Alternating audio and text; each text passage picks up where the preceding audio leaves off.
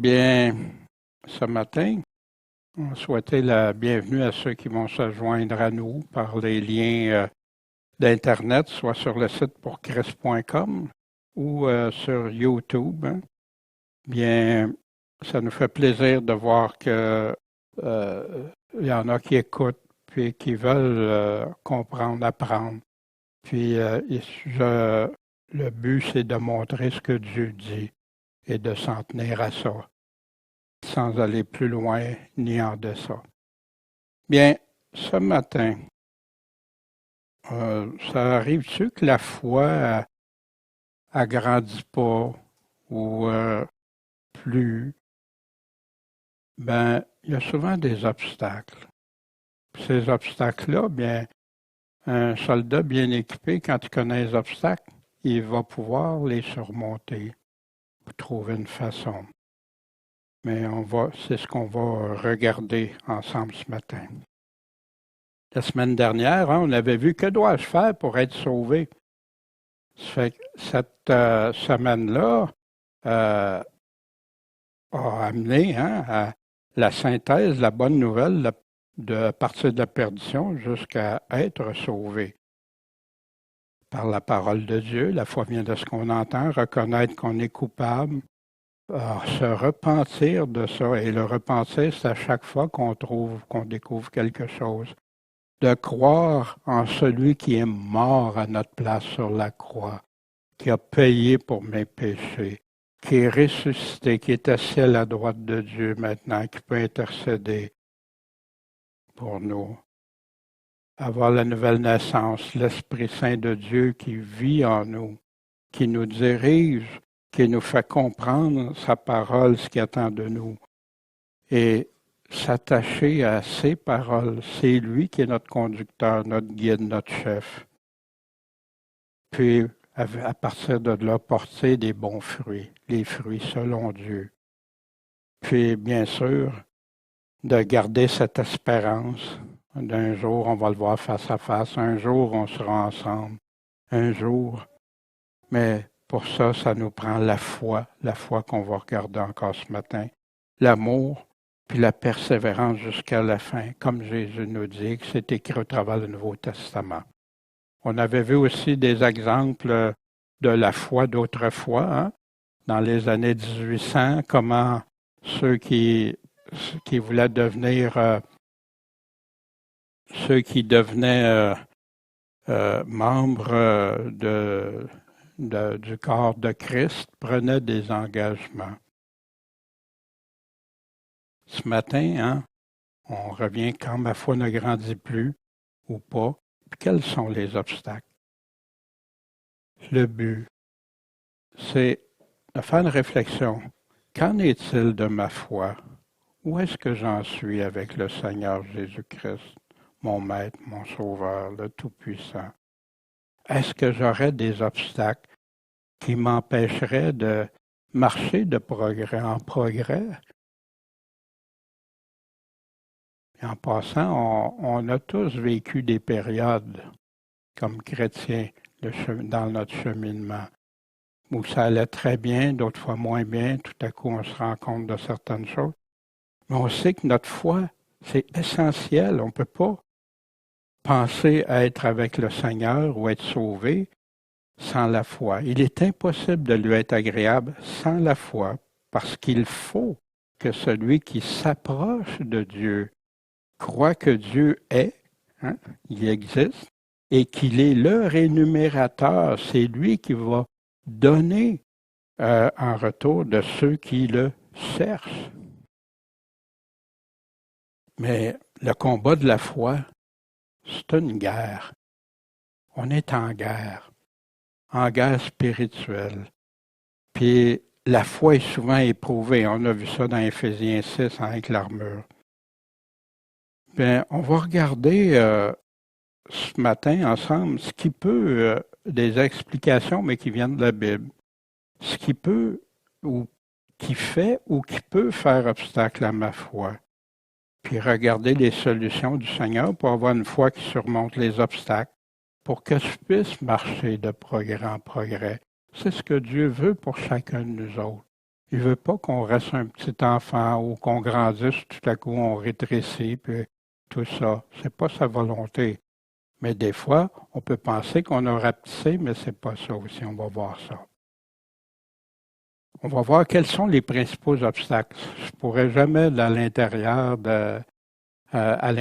d'une heure, exemple, parler de tous les obstacles parce que c'est rempli, mais on va parler des principaux.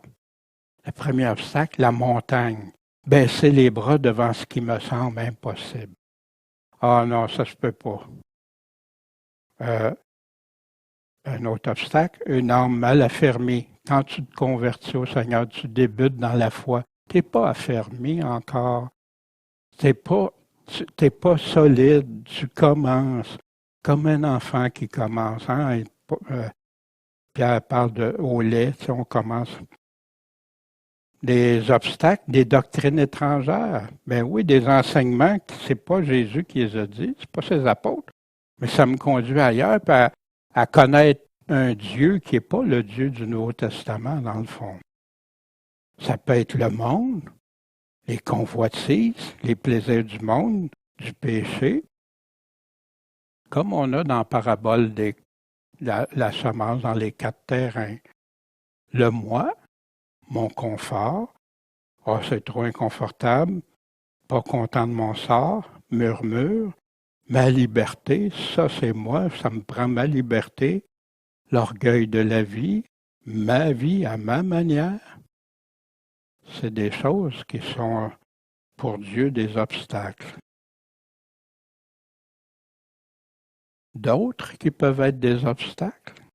Puis en passant, il faut faire attention ici, il y en a qui sont bien faciles à justifier. Ah ben si ma foi n'est pas grande, c'est à cause d'un tel, c'est à cause de lui ou elle ou je sais pas quoi. Non, c'est pas ça. On va regarder. C'est trop dur de le suivre. Ces paroles, je les trouve trop exigeantes. C'est trop difficile à accepter. Fait que je vais diminuer, puis finalement, je l'obéirai plus. Il peut y avoir un autre obstacle, l'épuisement, la fatigue, le découragement. Puis il y a ce que j'appelle des fois un blocage, un nœud. Hein? Ça va bien dans la corde, d'un coup, il y a un gros nœud qui m'empêche que la corde glisse bien. Un désert. Bien, ce matin, puis ceux qui écoutent, je vais juste vous demander de réfléchir seul avec votre foi, ma foi, notre foi devant Dieu, en toute intégrité, sans masque. C'est une démarche individuelle et personnelle. Ça ne se veut pas essayer de culpabiliser ou dire un tel il est comme si l'autre fait ça. Non, pas du tout. Notre foi, c'est personnel avec Dieu, puis on la vit collectivement. Mais moi, par rapport à Dieu ce matin, où j'en suis avec ma foi? Premier, l'obstacle, les montagnes, hein, que j'ai appelé les missions impossibles. Suis-je un Thomas? C'est impossible, ça se peut pas, on peut pas. Jésus répondit, c'est à cause de quoi? De votre incrédulité. Qu'est-ce que c'est l'incrédulité? Pas de foi. Car je vous dis en vérité que si vous aviez de la foi, comme un grain de moutarde, vous diriez à cette montagne, transporte-toi d'ici là, et elle s'y transporterait et rien vous serait impossible. Pourquoi Jésus prend cette image-là? Parce que la montagne ici, c'était quelque chose que les disciples pensaient impossible. Non, on ne pourra pas faire ça, ça ne peut pas marcher. Oui, Thomas, ça se peut. Parce que rien n'est impossible à Dieu. Rien. Il y en a qui se font une foi paramétrée. Oui, ça va jusque-là, c'est correct. Mais si ça sort en dehors de mon périmètre, là, ça me rend inconfortable, puis là, non, là, ça ne marche pas. Les apôtres ont dit au Seigneur, hein, les apôtres, augmente-nous la foi. Le Seigneur répond, ah, si vous aviez la foi gros comme un grain de moutarde, vous diriez à ce sycomore, déracine-toi et plante-toi dans la mer, puis il vous obéirait.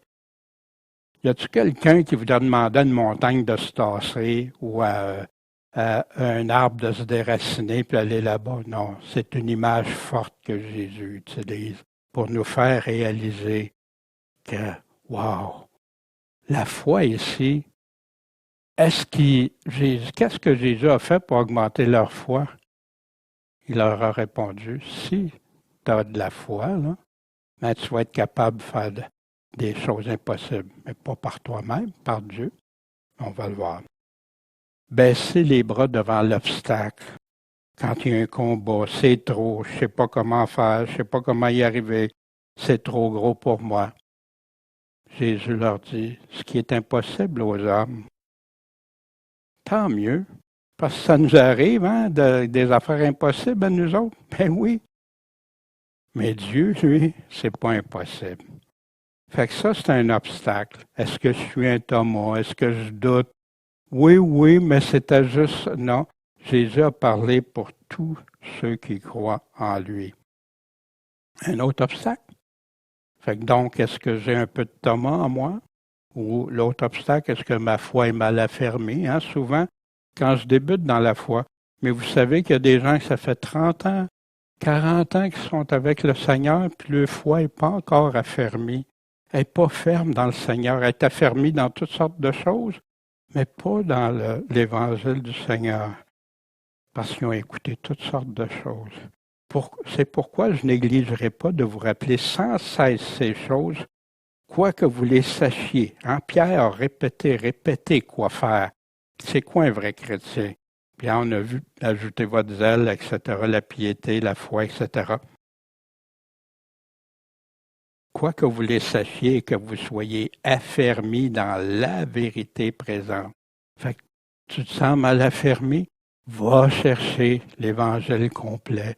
Va demander à Dieu de t'éclairer, de te guider.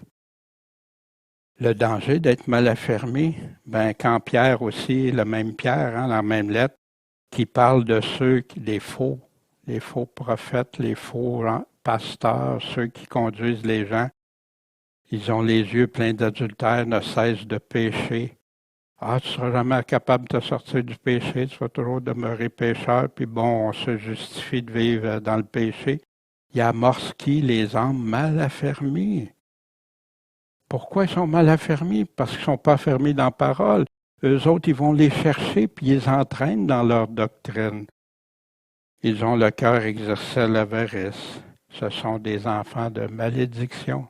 Ce ne sont pas des enfants du Seigneur, pourtant ils conduisent des enfants de Dieu. Puis ils prennent quand ils sont encore mal affermis, puis là, ils rentrent dans un carcan qu'ils ne sont plus capables de sortir, à moins d'avoir l'amour de la vérité. Jésus qui dit, sois vigilant, affermis le reste qui s'en va mourir. Je n'ai pas trouvé tes œuvres parfaites devant Dieu. Oui, affermissons notre foi. Enraciné et fondé en lui. Enraciné, hein? Ça veut dire quoi, des racines? Hein? C'est là, fondé en lui, affermi dans la foi selon que vous avez été enseigné. Enseigné quand? Il y a 2000 ans. Abondant en elle avec action de grâce. Un autre obstacle, la foi mélangée avec des doctrines qui ne viennent pas du Seigneur. Une doctrine étrangère, c'est quand quelqu'un t'affirme quelque chose, puis tu lui demandes veux-tu me montrer le verset? Tu lis le verset, puis c'est pas ça qu'il dit tout à fait, ou il n'en parle même pas, il n'y a aucun verset. Ça vient d'une pensée humaine rajoutée avec la Bible. La foi vient d'où? De ce qu'on entend. Puis ce qu'on entend, ça doit venir d'où? De la parole de Dieu, point. Jusqu'à temps qu'on soit parvenu à l'unité de la foi, que quand il y a des vrais enseignants qui sont là, de la connaissance du Fils de Dieu, à l'état d'homme fait, à la mesure de la stature parfaite de Christ. Y a-t-il une évolution dans ça? Ben oui, mais c'est ça, parce que tu vas chercher juste la parole de Dieu pour te faire grandir. pour qu'on ne soit plus des petits-enfants flottants, emporter ça et là, et à tout vent de doctrine. Quelqu'un arrive avec une doctrine, ah oui, oui, un autre, ah c'est ça, non. Puis là, tout le mélange que ça fait par la tromperie des hommes et par leurs adresses à séduire artificieusement. Ils sont des experts pour ça. Mais que professant la vérité professant quelle vérité? L'Évangile, le Nouveau Testament, dans la charité, nous croissions en toutes choses dans celui qui est le chef, Christ. C'est lui qui parle, c'est lui le chef.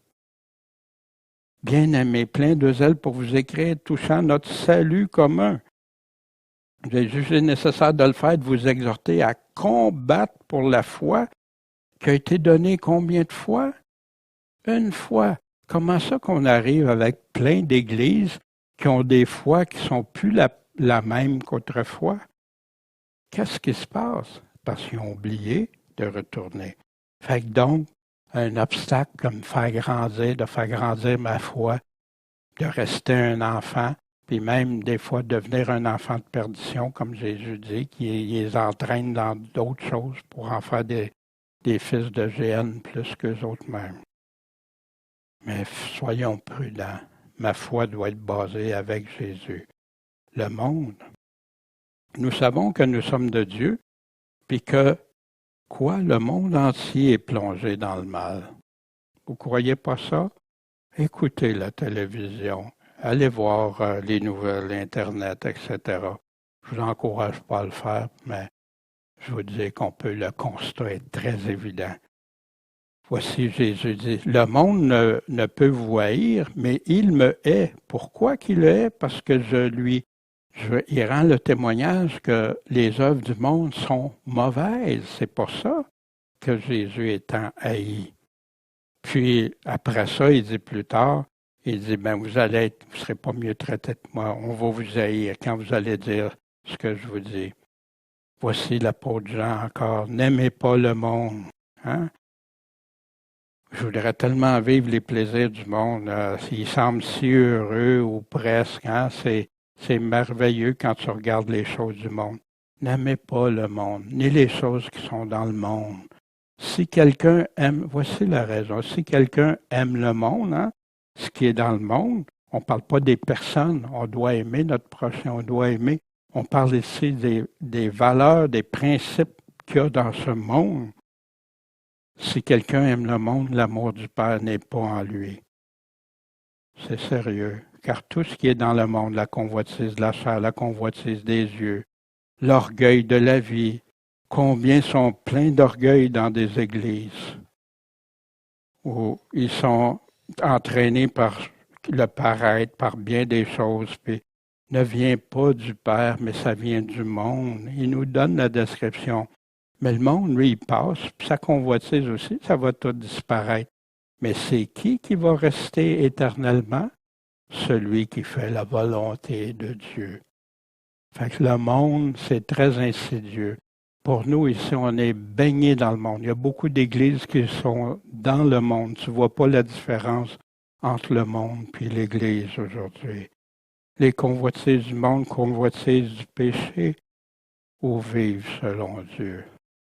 Puis en passant à chaque obstacle, on a toujours un choix. Lequel que je choisis? Qu'est-ce que je dis au Seigneur? Puis Seigneur, face à toi, qu'est-ce que je choisis? Qu'est-ce que je détermine? Un autre obstacle, hein? Les pensées du monde qui sont reliées avec ça, les valeurs du monde. Il y en a qui se nourrissent plein de pensées du monde. C'est plus la parole qui leur guide, c'est la façon que le monde parle ou pense. L'Église, c'est être séparée du monde, en dehors de le moi. Ça, c'est un de nos adversaires les plus coriaces, les plus difficiles à dompter des fois. Le moi. Sache que dans les derniers jours, hein, il va y avoir des temps difficiles. Pourquoi? Parce que les hommes vont être épris d'eux-mêmes, le moi, aimant l'argent, vains, hein, ça rime à rien, orgueilleux, médisants, rebelles à père et mère, ingrat. Hein? Combien de fois les gens aujourd'hui, hey, j'ai tout fait pour telle personne, puis la personne, comme si il n'y a rien là. Impie, hein, vivre dans l'impiété, adultère, toutes sortes de choses. Sans affection naturelle, implacables, sont durs, calomniateurs, intempérants, sans contrôle, cruels, ennemis des gens de bien. Puis ça, j'ai vu ça à mon grand regret dans des églises. Ennemis des gens de bien. T'as un chrétien qui dit, ben regarde, là, le Seigneur nous dit de ne pas aller dans ce voie-là ou de ne pas faire ça. Voici ce que le Seigneur dit. Hey, toi, le légaliste. Hey, toi, tu sais pas de quoi tu parles. Ben, c'est pas moi qui le dis, c'est Jésus. Non, non, tu es un légaliste, puis tu tombes sur la tête des pauvres chrétiens qui, lui, veut juste faire le bien, veut juste obéir à son Seigneur. Fait qu'il y en a beaucoup qui se tiédissent dans ça, puis qui ne parlent plus, puis qui ont peur de se faire rejeter, de se faire traiter de non ou tout ça. Traître, emporté, enflé d'orgueil, aimant la volupté plutôt que Dieu. Mon plaisir à moi plus que Dieu. Oui, oui, Dieu, mais Dieu, mon plaisir, puis après ça, toi, Dieu. Ayant quoi? L'apparence de la piété. Fait que c'est à des gens religieux ici, des gens qui suivent, qui ont une apparence de piété, comme on voit dans beaucoup d'églises. Mais ils en ont renié la force qui est Jésus-Christ. Éloigne-toi aussi de ces gens-là. Mon confort, trop inconfortable, pas satisfait, pas content de ce que j'ai, des murmures. Voici Jésus, un enseignement, 3 enseignements, un arrière de l'autre, qu'on va les regarder. Comme il est en chemin, un homme lui dit, « Je te suivrai, Seigneur, je vais te suivre partout où tu vas aller. Je suis à toi, je te suis, je suis ton disciple. » Mais Jésus, il répond, « Les renards ont des tanières, puis les oiseaux du ciel des nids. Mais le Fils de l'homme n'a pas où reposer sa tête. » Pourquoi Jésus dit ça? Parce que si tu veux me suivre, ça se peut que ton inconfort n'aille pas ton confort. Ça se peut que tu n'ailles pas plus rien un jour. Ça se peut qu'il arrive quoi que ce soit. Tu dis que tu veux me suivre? Ben, viens, suis-moi. Sois prêt à tout. Il y en a qui trouvent ça trop dur. Pourtant, si vous regardez dans le Nouveau Testament, l'Église du début, qu'est-ce qu'ils ont fait? Ce sont des faits de tout pour s'entraider les uns les autres. On demande ça aujourd'hui? Non. Hein? Mais ça dénote. Mais le moi, ma vie, ma liberté, ma manière, tout ça devient importante. On va le voir aussi dans ça. Puis après ça, il continue. Un autre dit, Jésus dit à un autre, ben, suis-moi, toi. Ben, Seigneur, permet que j'aille auparavant ensevelir mon Père. Hein, jusque-là, ça a l'air normal. Jésus répond, ben, laisse les morts ensevelir leurs morts, mais toi, va annoncer le royaume de Dieu.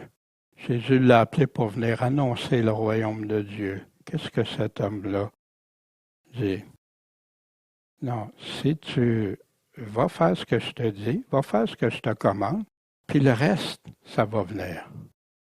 Après ça, Jésus, pas qu'il était contre qu'il enterre son père. Voyez-vous le mot auparavant. Avant de t'écouter Jésus, j'ai d'autres choses à faire.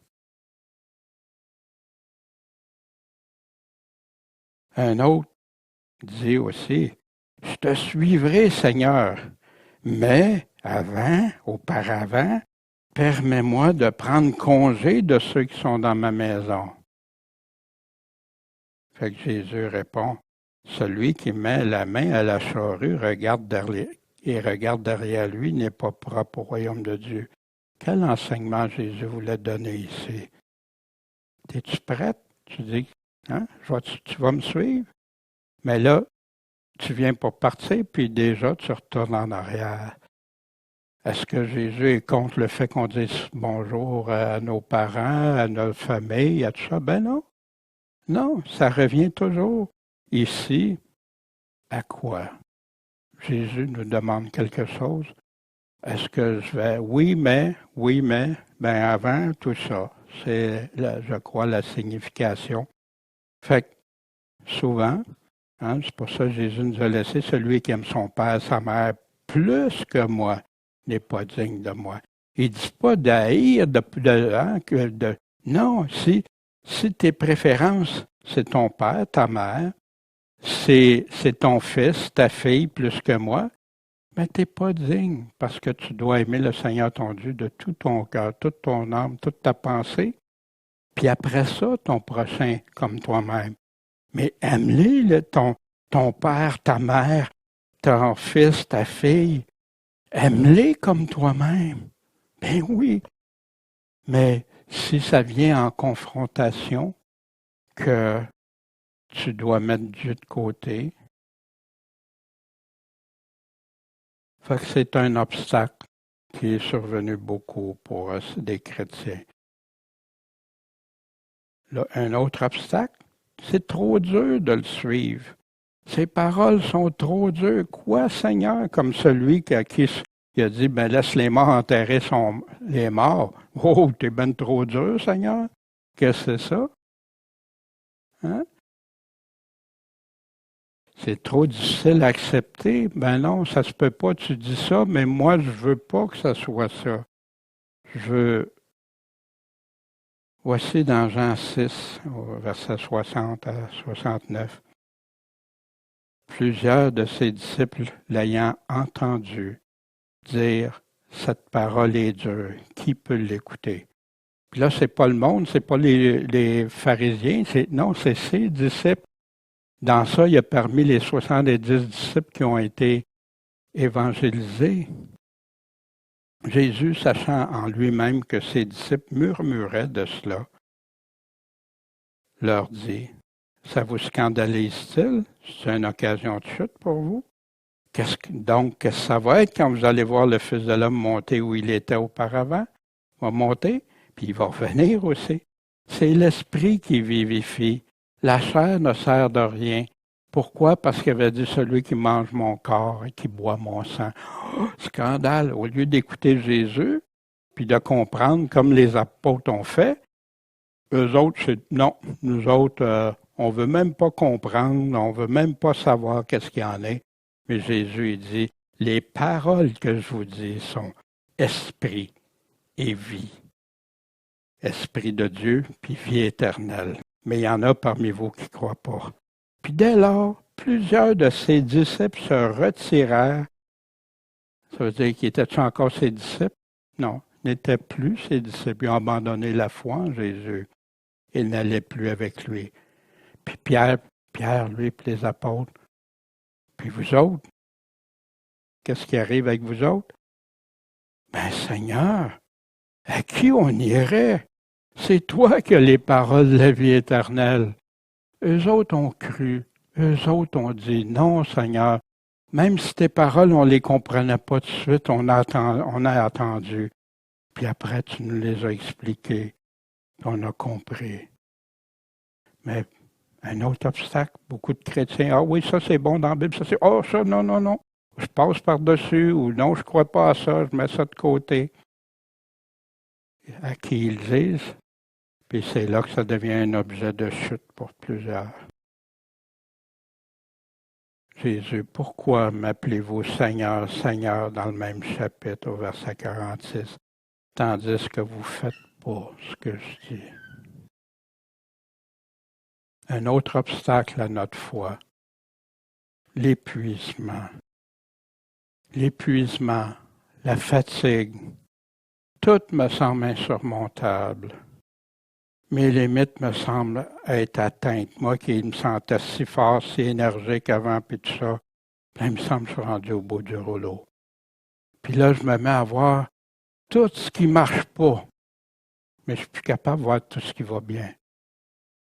Je vois juste comme si c'est sombre, même noir.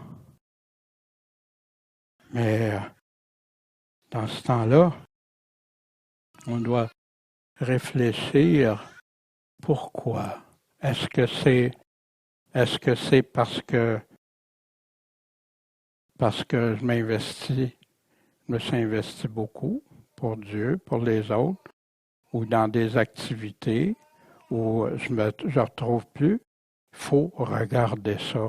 Pourquoi? Puis beaucoup s'épuisent des fois. C'est même pas à cause du Seigneur. C'est toutes les autres choses autour qui ont pris le dessus. Avoir du découragement.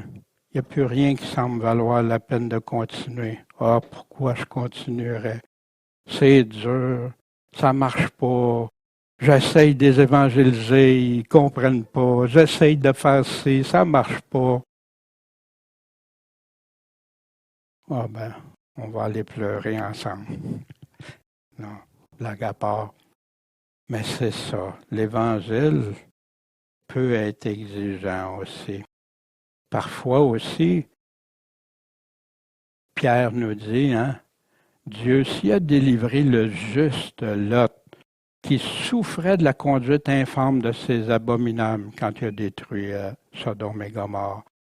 Parce que ce juste, il nous a dit pourquoi il souffrait, qu'il était épuisé de ça, même ça le tourmentait, car ce juste qui demeurait parmi eux affligeait chaque jour son âme juste à cause de ce qu'il voyait puis qui apprenait de leurs méchantes actions. Ça vous fait ça quand vous voyez l'état du monde, quand vous voyez, ça aussi, ça peut nous peser lourd aussi.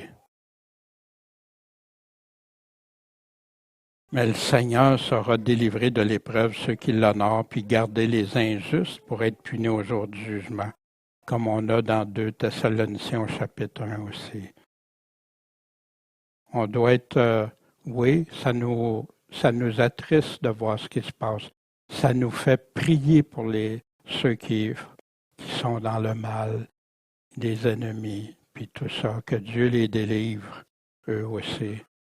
Mais je ne peux pas prendre le fardeau sur moi, que ça me revient à moi, que s'ils font de la méchanceté, que c'est de moi, que c'est à cause de moi. Puis oui, je vais essayer de leur parler, mais ça se peut qu'ils me haïssent au plus haut point, qu'ils me rejettent aussi. Mais c'est pas moi qui rejette, c'est le Seigneur. Je dois faire attention de la part du fardeau que je prends dans ça. Je vous ai dit ces choses afin que vous ayez la paix ou en moi.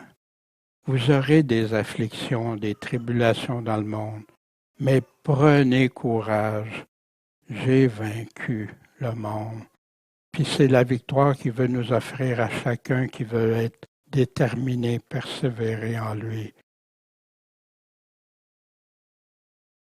Fait que l'épuisement, on se doit de regarder avec le Seigneur. Je vais vous lire un passage, moi, qui m'a tellement fait de bien quand j'étais épuisé, brûlé.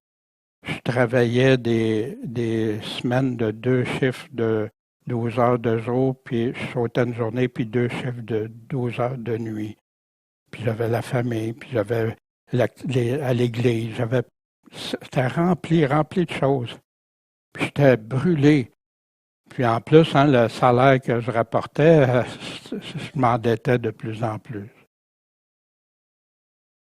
Quand on ne sent pas d'attaque, on se sent pas mal rough dans ce temps-là, puis on est brûlé, on est fatigué, on n'est plus capable de dormir parce que notre système est tout à l'envers. Puis voici, dans Ésaïe au chapitre 40, à partir du verset 29.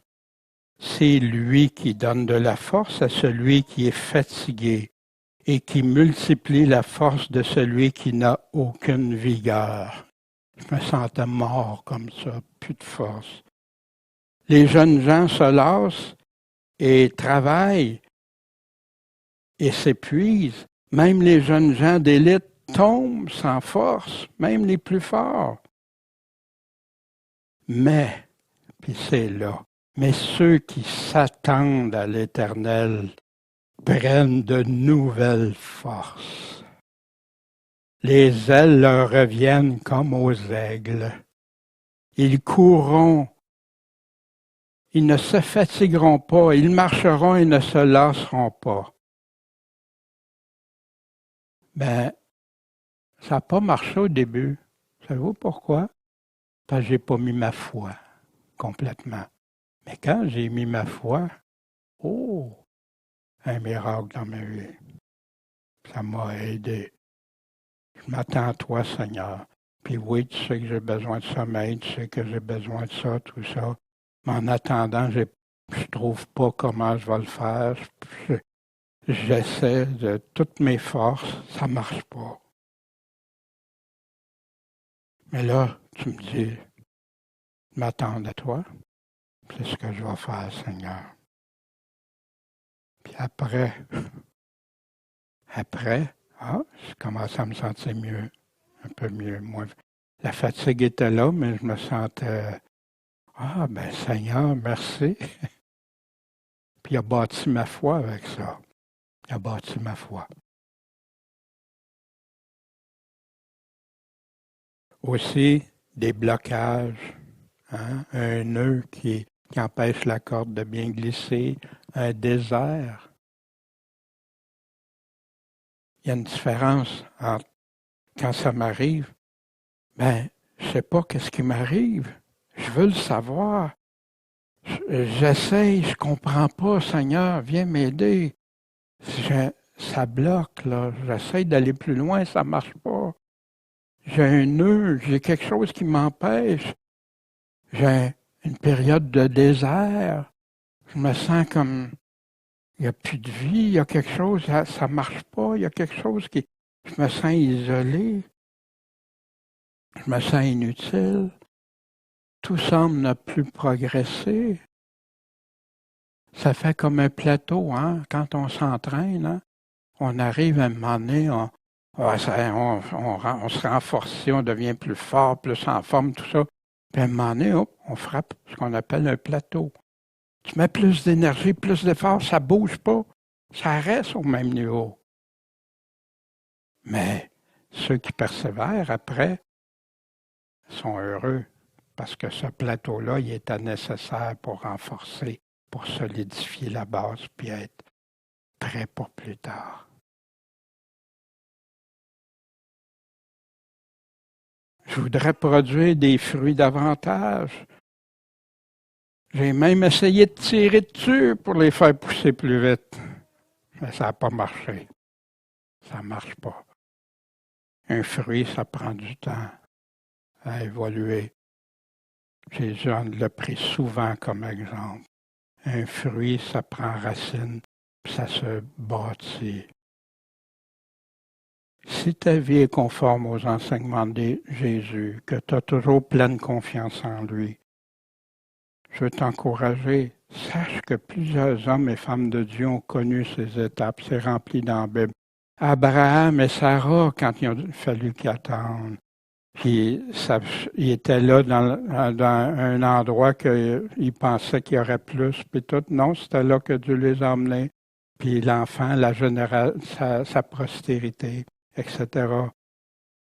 Moïse, vous, la vie de Moïse, il a été en Égypte, très puissant, avec le fils de Pharaon, puis tout ça, considéré comme le fils de Pharaon. Après ça, il a dû s'en aller. Il est resté 40 ans dans le désert. 40 ans à apprendre. Puis Dieu y est apparu après le 40 ans. Après ça, un autre 40 ans, puis un autre.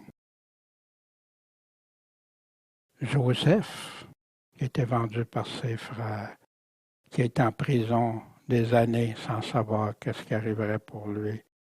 Paul qui a été un homme exemplaire pour marcher pour le Seigneur, mais qui a été dans des situations, je ne savais plus qu'est-ce qui arriverait, je ne savais plus qu'est-ce qu'on pensait mourir, c'était fini, c'était tout. Jésus est venu, puis l'a fortifié. Georges Muller, hein, qu'on a vu, un héros de la foi, le frère André de Porte-Ouverte. Qu'est-ce qu'ils faisaient? Ils ont vécu des plateaux, ils ont tous vécu des époques où ça marchait pas. Georges Muller, un héros de la foi, la vraie foi. Puis pourtant, lui-même dit non, c'est arrivé que Dieu, là. Mais qu'est-ce que ça arrive dans la vie du chrétien? Oui, mais persévère, continue à t'entraîner. Continue. Puis, après qu'ils ont été éprouvés, ils ont grandi dans la foi comme jamais auparavant. Voici dans Philippiens qui était très fortement persécuté, hein? Puis Paul veut les encourager, les exhorter, puis à rester dans le Seigneur. Puis réjouissez-vous quoi? Il n'était pas en train de dire réjouissez d'être persécuté pour le nom de Christ. Puis qu'est-ce qui s'en vient après pour toi? Ne vous inquiétez de tout, de rien. Ça, c'est un grave obstacle aussi à la foi du chrétien, la peur, les appréhensions, les inquiétudes. Mais en toute occasion, d'un plateau, d'un désert, exposez vos demandes devant Dieu. Comment? Par des prières, des supplications, avec des actions de grâce. Puis la paix de Dieu qui surpasse toute intelligence, il n'y a rien qui accote ça, va garder vos cœurs et vos pensées où? En Jésus-Christ. Vous allez continuer malgré ce désert, vous allez continuer.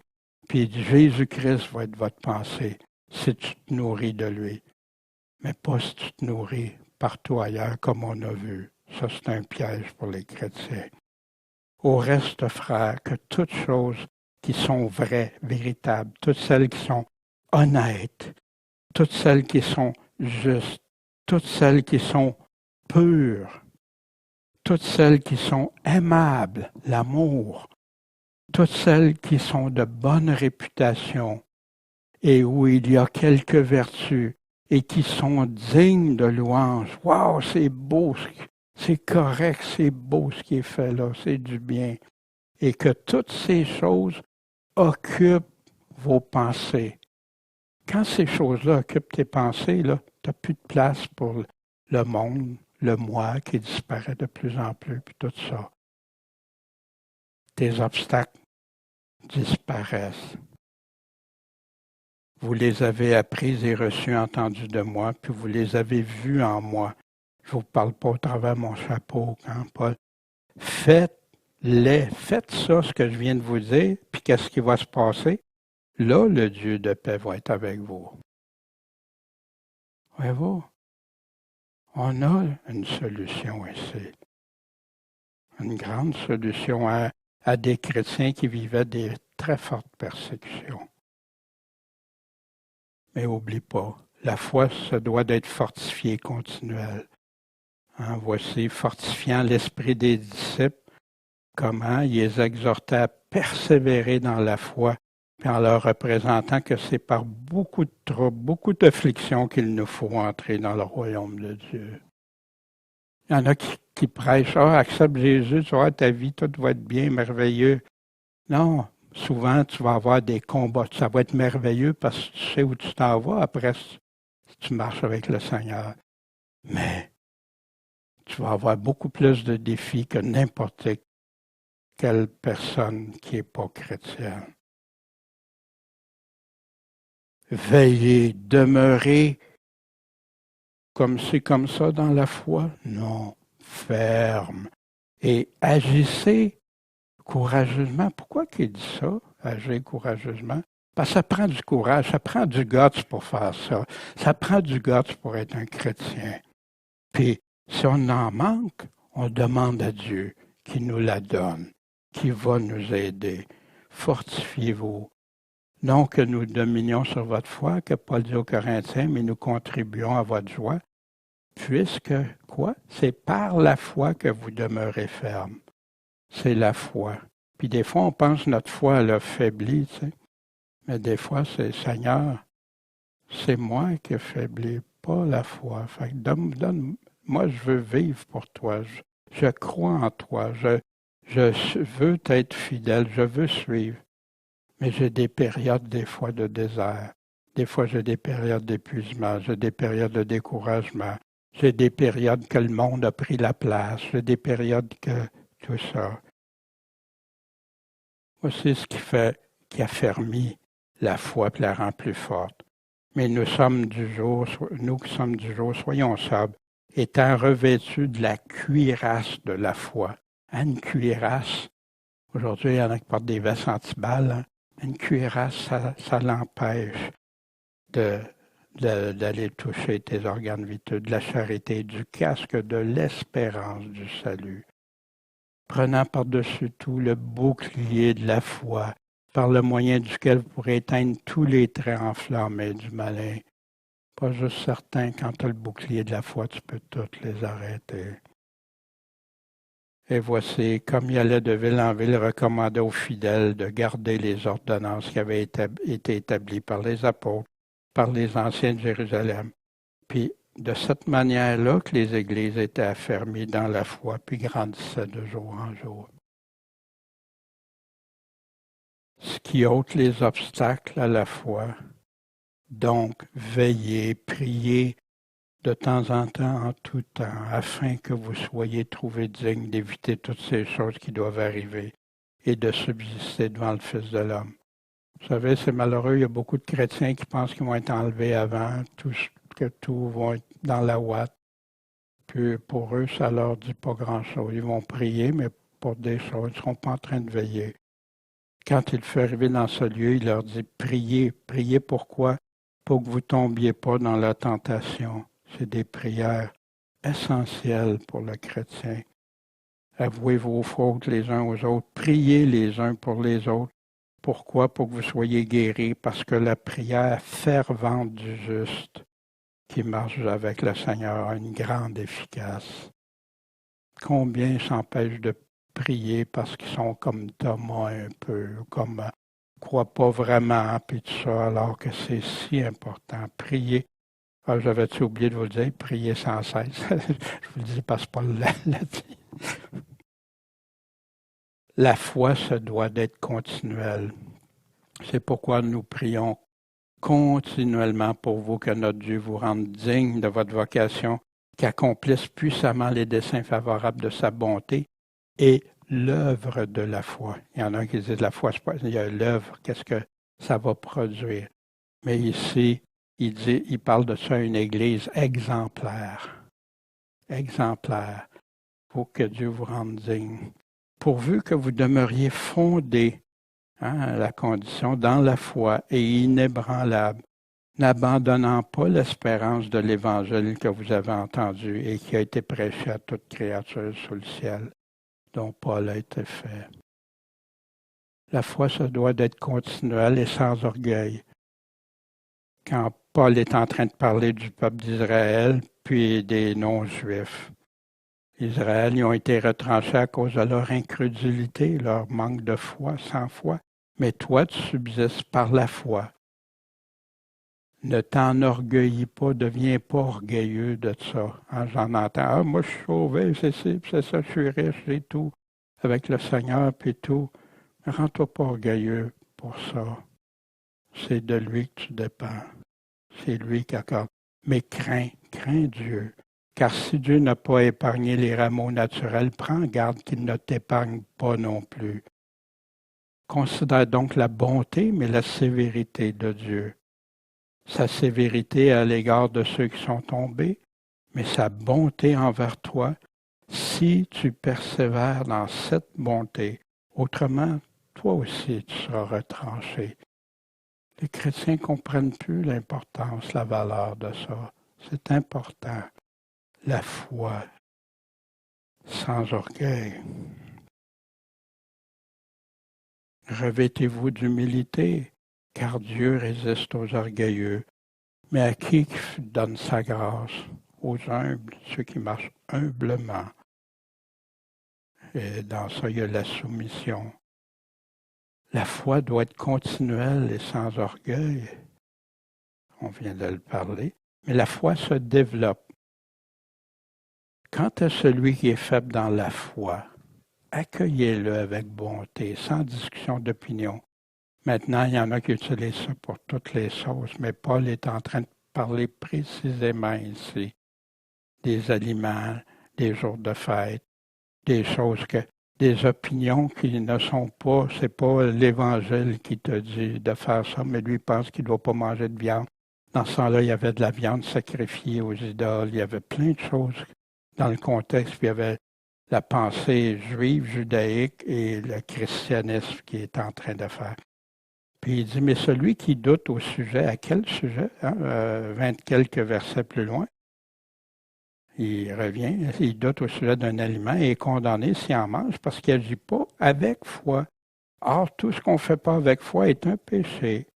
Donc, nous devons, nous qui sommes forts, tu as les faibles puis les forts, si tu te catégorises dans les forts, ben, tu dois faire quoi? Supporter les infirmités, les faiblesses des faibles, des plus faibles dans la foi. Et ne pas nous complaire en nous-mêmes. Hey, moi, je suis bon dans la foi. Hein? Non. Mais c'est pas pour des doctrines.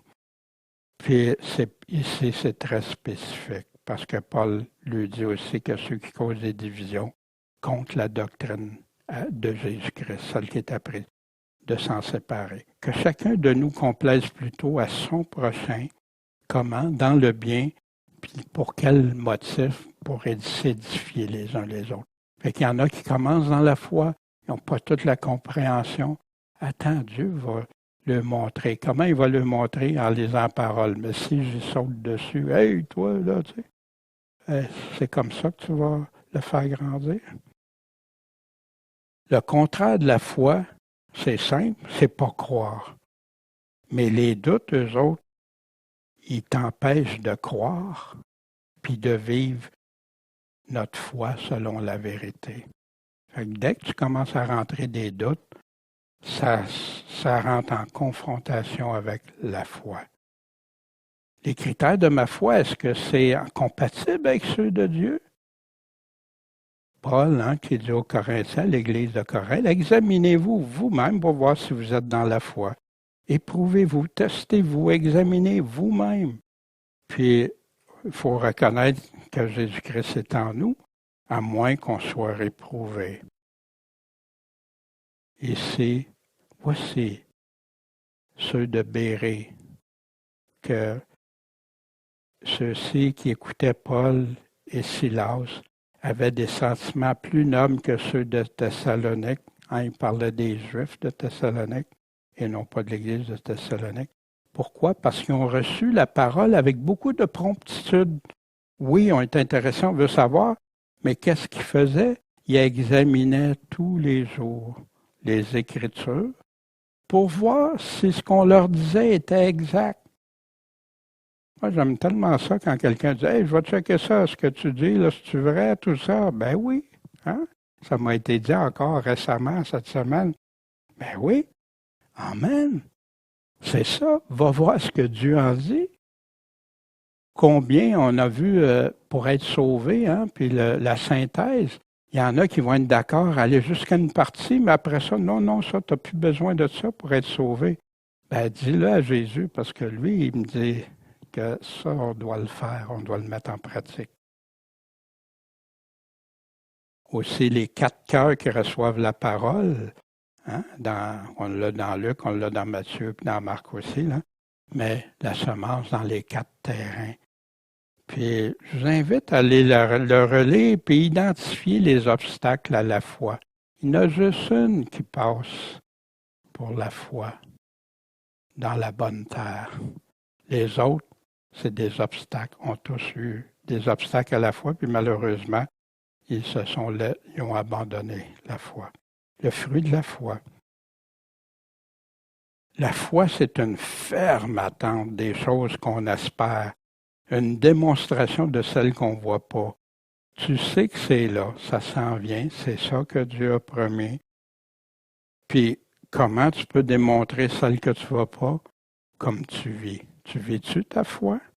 Si tu vis ta foi, C'est une belle démonstration. Mais si tu ne vis pas ta foi, c'est une autre histoire. Voici, le juste va vivre comment? Par la foi. Mais si quelqu'un se retire, mon âme ne prend pas plaisir en lui. C'est pour ça que même quand on pense qu'il y a des obstacles, qu'il y a des choses, nous autres, on veut les éliminer. Puis Dieu, aide-moi à éliminer ces obstacles-là.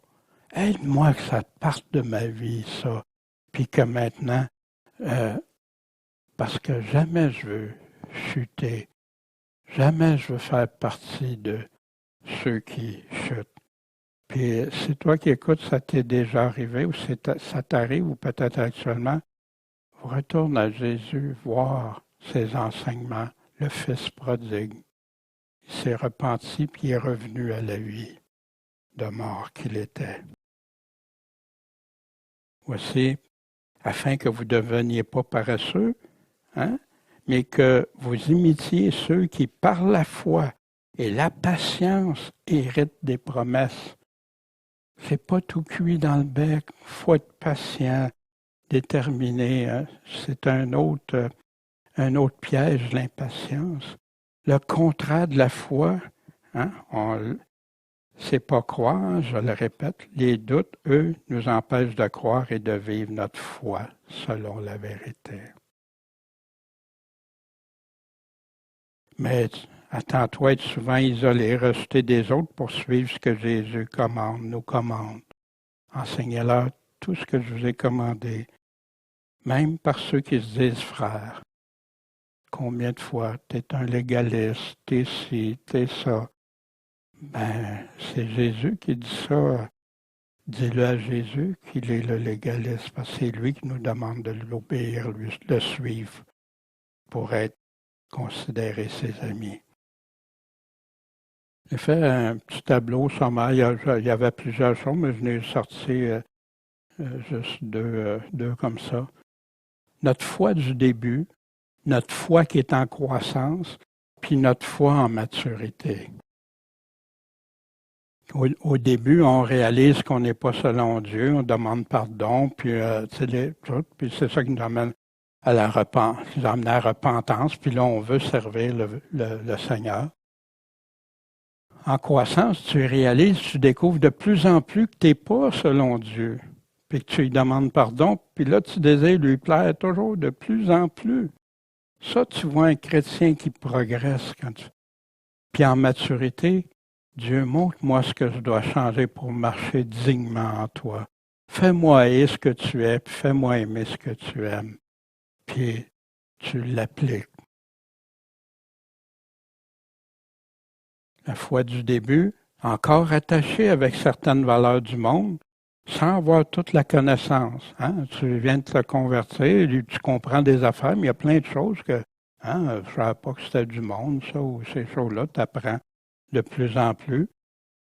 En croissance, tu découvres de plus en plus c'est quoi les valeurs du monde, pourquoi que le monde est inimitié contre Dieu, ennemi de Dieu, et convoitise du monde, puis tu t'en sépares. Ça, tu es en croissance. En maturité, tu as compris que d'aimer le monde, c'est contre Dieu. Puis tu ne veux plus t'y compromettre nulle part. Au début, le moi commence à devenir moins important. Je cède mes droits à celui qui m'a racheté. C'est mon Seigneur, c'est toi qui as racheté ma vie. Je me rends compte en progression que le moi est encore très présent. Je pensais que j'avais mis ça de côté, mais il est présent, le moi. Puis il y a un combat qui s'engage pour que le moi disparaisse, puis pour que je laisse Jésus, humblement, Jésus me conduire à me débarrasser du moi. Ça veut-tu dire qu'il veut que tu te flagelles, que tu deviennes... Non. Le moi, c'est quand moi je suis plus important que Dieu. C'est quand moi je suis plus important que les autres. C'est quand moi je suis plus important que qu'est-ce que Dieu dit. Fait, Puis, en maturité, Dieu occupe toute la place en moi. Puis mon amour devient de plus en plus fort pour lui. Également, mon prochain devient si important. Le moi s'efface toujours de plus en plus, puis je comprends mieux l'amour de Dieu. Je comprends que Dieu m'a aimé, mais il m'a demandé d'aimer mon prochain. Dieu me demande de son amour, que je la reflète envers les autres aussi. Puis aussi, au début, les enseignements de Jésus ne me semblent pas tout clairs pour moi, mais j'ai un grand désir de comprendre. Je veux apprendre. En croissant, je lis, je cherche de plus en plus ces paroles, puis je comprends de mieux en mieux. Je réalise que plus je les mets en pratique, plus il me fait comprendre sa vérité. C'est un wow, hey, j'ai appris ça, je mets ça en pratique. Hey, regardons ça, il me montre d'autres choses, il me montre d'autres choses. Il y en a qui veulent tout comprendre tout d'un coup, mais c'est pas ça. Béni sois-tu si tu comprends tout d'un coup. Mais la réalité, c'est que ça nous prend des années avant de tout saisir. Puis il y a des points qui vont me montrer tout de suite, dès mon départ. Il y en a qui vont me montrer en cours de route. Puis après ça, avec le temps, il va me montrer tout l'ensemble. Mais ça ne se fait pas instantanément, malheureusement. On aimerait ça. Hein? Ça comme moi, vite, vite, ça presse. Toutes mes voies sont en conformité avec les enseignements que j'ai compris. Et quand je découvre que c'est pas le cas ou c'est plus le cas, je vais voir mon avocat. Seigneur, ça, j'avais pas compris ça, j'avais pas saisi ça, ou là, j'ai chuté. C'est toi mon avocat, Seigneur. Puis comme l'apôtre Jean nous dit, hein, là, on a un avocat devant le Père. Si on a péché, on va le voir. Puis là, Seigneur, je me repens, puis je veux aller sur la bonne voie. Au début, ma relation avec Jésus devient importante et je veux le connaître davantage. Hein? Je veux connaître, c'est un Dieu vivant. C'est pas un Dieu que je fais juste lire dans la Bible, puis c'est le papier. Non, ce que je lis, c'est là et c'est ce que je prie, c'est avec moi, son Esprit Saint vit en moi, c'est la vie. Je suis si heureux de connaître celui qui m'a tant aimé. Je désire, en croissance, toujours encore le servir, l'aimer, lui obéir. Ça grandit en moi. En maturité, j'ai bien compris que d'aimer Jésus, c'est lui donner toute ma vie, sans compromis, le suivre, l'obéir dans toutes choses. Au début, ma foi débute, elle n'est pas encore affermie, mais je place toute ma confiance dans les paroles de Jésus. Puis malheureusement, c'est là souvent qu'il y en a qui viennent chercher les personnes qui viennent de se convertir, les âmes mal affermies. C'est là qu'on n'est pas encore affermé. Ma foi grandit, en croissant, je deviens de plus en plus ferme, mais je constate que vivre la foi est un combat. Et que je dois apprendre à porter toute l'armure de Dieu pour ne pas être vulnérable, puis me permettre de vaincre. En maturité, plus j'avance, plus l'armure m'a servi au cours de mon cheminement, plus je réalise l'importance. Puis ça m'a permis de combattre le bon combat de la foi, comme Paul dit. Ma vie est une vapeur. Je veux tout faire par amour pour celui qui a payé si cher par amour pour moi. Ça, c'est notre foi en progression du début. Puis bien sûr, il y avait plein d'autres choses, là, mais je crois que c'est les principaux. Puis qui est bon des fois de reconsidérer. Je vais vous raconter une histoire que j'ai déjà contée. Bon, encore. Non, mais c'est une histoire que je trouve très pertinente. La branche. Un jour, il y a quelqu'un qui s'en va sur la route, puis c'est des montagnes, puis il y a des ravins, puis tout ça. Puis là, c'est la nuit, il perd le contrôle. il se ramasse, il saute en bas de la voiture. Puis là, il sait qu'il y a des ravins, il sait qu'il a déjà passé par là. Puis là, il réussit à s'accrocher à une branche. Wow! Merci mon Dieu! Mais là, Dieu, sors-moi de là, fais-moi sortir. Ça lui dit, lâche ta branche. Wow, wow, wow! Le Thomas prend une grosse place, là. Puis il crie encore à Dieu, mais la même chose. Lâche ta branche. Puis ça se répète pour le reste de la durée de la nuit qu'il y avait. Et il est épuisé, il a les bras morts, il est terrorisé de mourir, puis tout ça, l'aube se lève. Et Dieu, tu m'as pas délivré, tu m'as pas aidé, Dieu, tu m'as laissé tout seul. Puis là, quand il commence à faire clair, il s'aperçoit qu'à 3 pieds de lui, là, il y a une belle corniche solide qui l'attendait.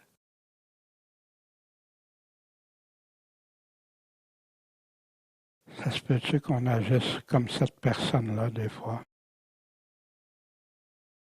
Que Dieu nous dit, Daniel, fais ça. Ben non, Seigneur, Daniel, c'est-tu toi, Dieu, qui me le dit? Oui, bon, le temps de vérifier, valider. Non, ça vient du Seigneur. Peut-être que Dieu te demande de lâcher ta branche pour que ta foi débloque, pour qu'elle puisse grandir. As-tu une branche à laquelle tu t'accroches si fortement? Est-ce pour toi, elle semble être la plus importante? As-tu une branche qui t'empêche de suivre Dieu de tout ton cœur, sans limite? T'accroches-tu davantage à ta branche qu'à Dieu, sa parole? Qu'est-ce qu'il attend de toi? Abandonne-toi complètement au Seigneur en toute confiance. Laisse tomber tes résistances. Il y a des difficultés, il y a des choses à planer, des montagnes. Dieu veut s'en occuper. Choisis sa direction, son chemin, sans réserve. C'est ça que tu veux, Seigneur, c'est ta volonté, que ta volonté soit faite. Considère pas ta propre sagesse, mais celle qui vient de Dieu. Dieu nous a laissé beaucoup de sagesse. Le secret de la foi de progrès en progrès, ce que j'ai regardé, qui m'a servi si souvent. Confie-toi en toi-même, en les autres. Non, confie-toi en l'Éternel. Une partie de ton cœur ou le reste qui va te rester? Non, de tout ton cœur. Appuie-toi pas sur ta prudence. Hein? Des fois, non, je vais être bien prudent. Tu vas prendre plein de risques dans la vie, mais avec Dieu, tu vas rester sur ta prudence. Considère-le dans certaines affaires, je vais lui demander, dans d'autres non, dans toutes tes voies. Il va diriger tes sentiers. Sois pas sage à tes propres yeux. Crains Dieu, écoute-le, suis-le, crains l'Éternel, puis détourne-toi du mal. Ce sera de la santé pour tes muscles, puis un rafraîchissement pour tes os. Confie-toi en l'Éternel, fais le bien, habite la terre. Ben oui, on est ici sur la terre pendant ce temps. Puis fais de la vérité ta nourriture, ta pâture. Prends ton plaisir où? En l'Éternel, dans les choses du monde, dans moi, dans ci, dans ça, dans toutes sortes d'affaires. Non, prends ton plaisir en Dieu.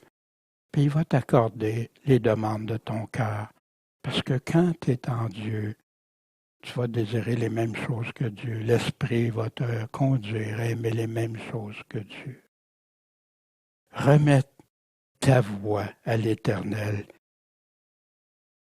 Confie-toi en lui, puis lui, il va agir. Bien, c'est ce que j'avais à vous partager, des obstacles parfois qui arrivent devant nous comme chrétiens. Sache que si tu es dans une de ces situations-là, va avec Dieu, parle à Dieu, prends un temps juste avec Dieu, seul à seul. Retire-toi si tu peux être en retrait, te reposer, demander à Dieu. Mais oublie pas, il y a des périodes que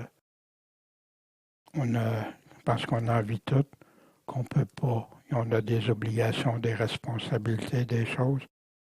Mais oublie pas Ésaïe, chapitre 40, les versets 29 à 31.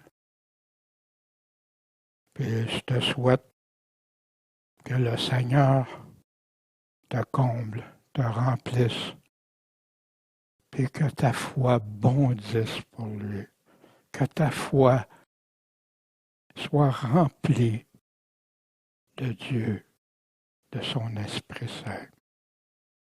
Parce que Dieu veut notre bonheur, mais notre bonheur en lui. C'est là qu'on va trouver le vrai bonheur, pas dans le monde ici. Merci Seigneur, tu es bon. Merci au travers des années de m'avoir délivré de certains de ces obstacles, ces pièges.